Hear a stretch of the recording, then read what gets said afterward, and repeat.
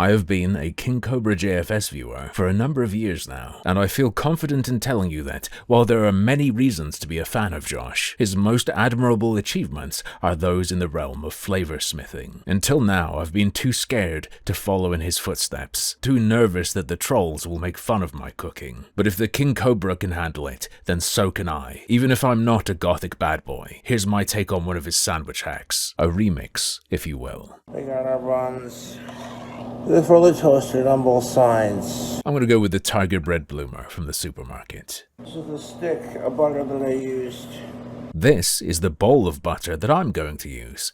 I call it whipped goblin butter, and here's where the idea came from. I fried it up in some country crock slush butter, original, what have you, and a little bit of beer. I will not be frying anything in beer, but I will gladly combine it with butter. Alright, here's the thing of it. When I want to eat and start my own bar, called Cobra's Cantina. If I had my own bar, I'd probably call it a traditional pub name, in honor of my British ancestry. Anyway, we're going to reduce this down with a little bit of brown sugar until it's thicker and almost sticky. Similar idea to if you ever used to have Marmite sandwiches as a kid. Just mix it into a bunch of softened butter. A little bit of black pepper to christen it. And there we are. Whipped goblin butter. Named after the beer I used. Hobgoblin, not a sponsor. And whipped because it's dating a girl called Jessica. Can't call it a prosciutto sandwich or not the prosciutto. Right you are. Let's get them open. I got a little bit to drink. And this motherfucker does not want to come open. Oh, for fuck's sake. There we go. Doesn't have any dividers in it, so we're good. So we're just gonna stick the pile of meats.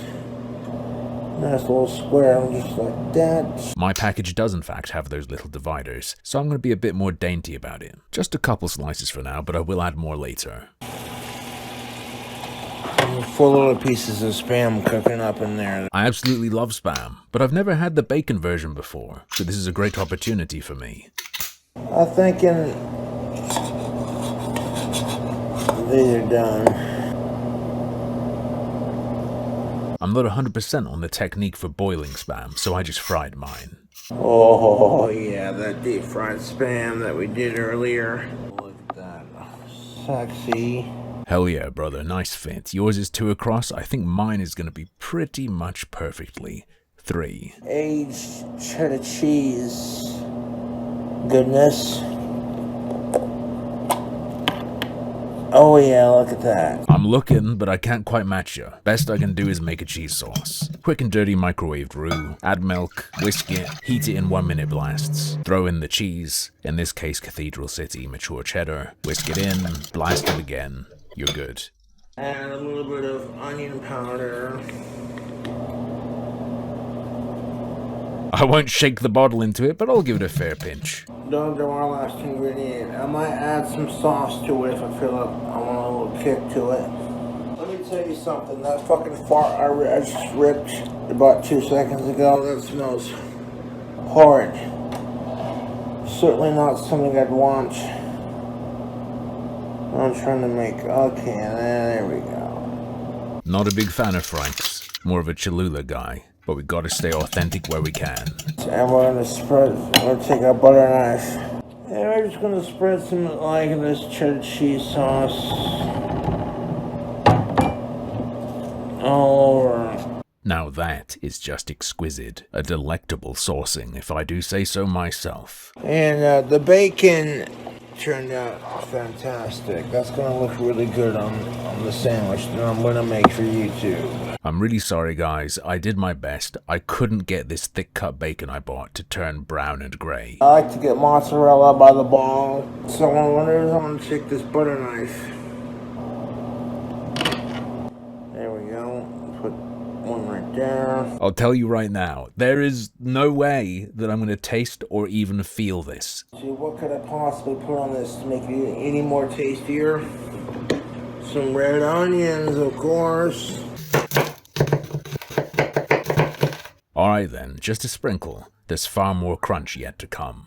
Nacho cheese Doritos. These are some of, if not, my favorite chips.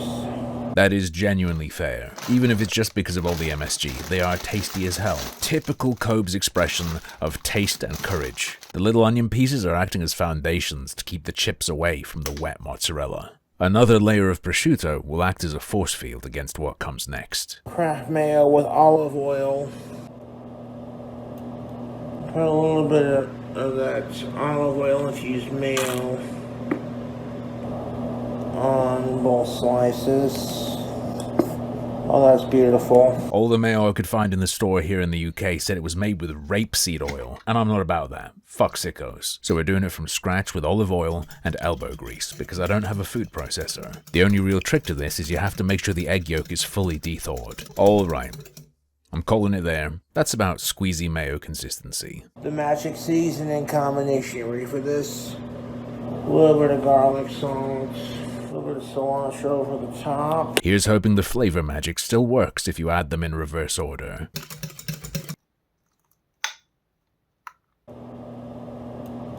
This mayo has quite an aroma to it, and it smells almost as good as tactical soap. Alright. Oh. Crunch the chips down. I'm not enough of a badass to just smush my sandwich like that. I placed my Doritos too carefully. Is that a fucking prosciutto sandwich or is that a fucking prosciutto sandwich? Just look at this. The trolls could never put this together. If they say it looks bad, they're just lashing out because they know I own their sad and pathetic little lives. They're almost as sad as the fact that I spent £34 getting ingredients for this sandwich.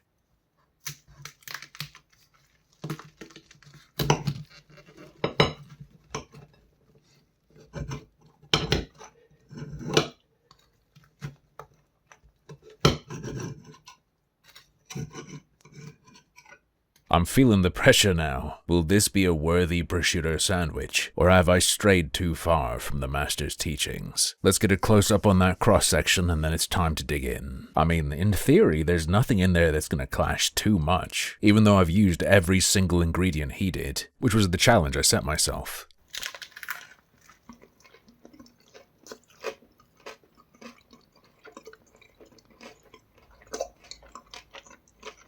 It's actually pretty good. Core flavor of cheese and onion, loads of crunch, bacon comes in afterwards, the mustard in the mayo cuts through, can taste a bit of the richness of the butter on the bottom layer. Only problem is it's gonna get real salty real fast. But what does my cat think?